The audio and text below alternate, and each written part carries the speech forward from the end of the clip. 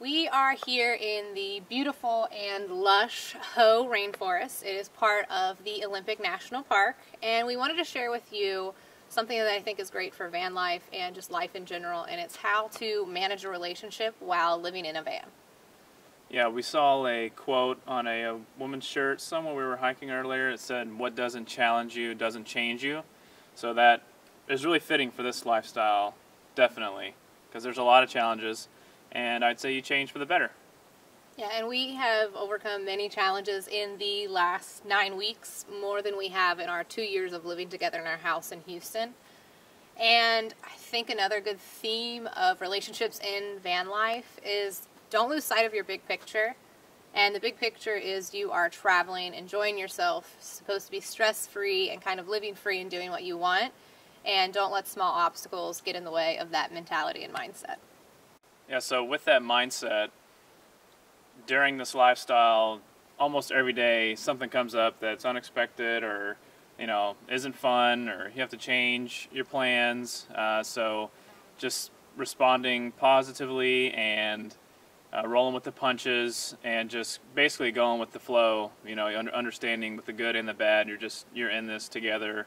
You will have a lot of challenges, and there are things that happen that do suck during this lifestyle, but you have to be positive, and you really have to, you're already dating, so you should know these things, but you really need to be a support system for each other. You need to know when someone needs lifted up and their spirits need lifted, or you need to know when they need space, and you just kind of need some time to cool off.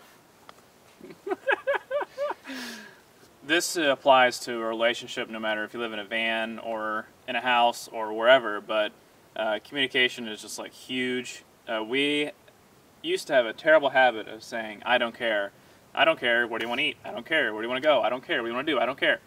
Well, you can't do that in this lifestyle because your input is needed and you do care because, there are troubling times and, you have to plan a lot. So, I don't care doesn't fly.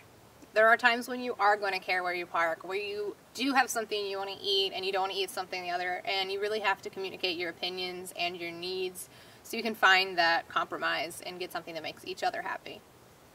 So a lot of our disagreements at first came from the other person just not sharing their opinion or sharing their input.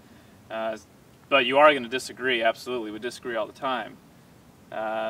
But having a fight in the van is just it shouldn't happen. Yeah, shouldn't do it. Like a real fight. I had a black eye for a couple weeks, so she socked me real good. But no, I'm just kidding. To coexist in that van, you want to make it the most friendly and hospitable environment for each other and yourself. And while living together anywhere, but especially in the van, it's really good to find your balance and how you work well as a team. And to achieve that balance, I think the best way is to become aware of your strengths and weaknesses.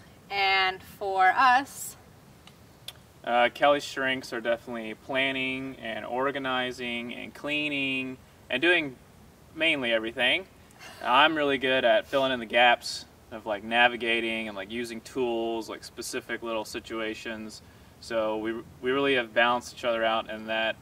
It's also very important to have shared hobbies as well as individual hobbies, because you do spend all your time together, but sometimes you like to have your own time. So as far as my individual hobbies, I enjoy making these videos, editing the videos, documenting everything, and Kelly enjoys reading and writing. She's writing a journal every day. Yeah, we have our times of the week and night where it's called alone time, but not alone because we are in a small space, but we kind of just disconnect from each other and do our own thing. He's on his computer, I'm writing, and it's a really good way to balance each other and just have that moment to yourself. Yeah, so there are parts of this lifestyle that would be easier on your own, I suppose, but it's been amazing experiencing the good and the bad together, and we've already grown more in the past 2 months than the 2 years we dated previously. Like any relationship, the commitment to each other is the biggest part. You really have to be committed to each other in this lifestyle to make it work. You have to find where you balance each other, the teamwork, and like we said in the beginning, never lose sight of that big picture of you're doing this together for the experience. And Yes, committed to each other and the lifestyle. You have no choice.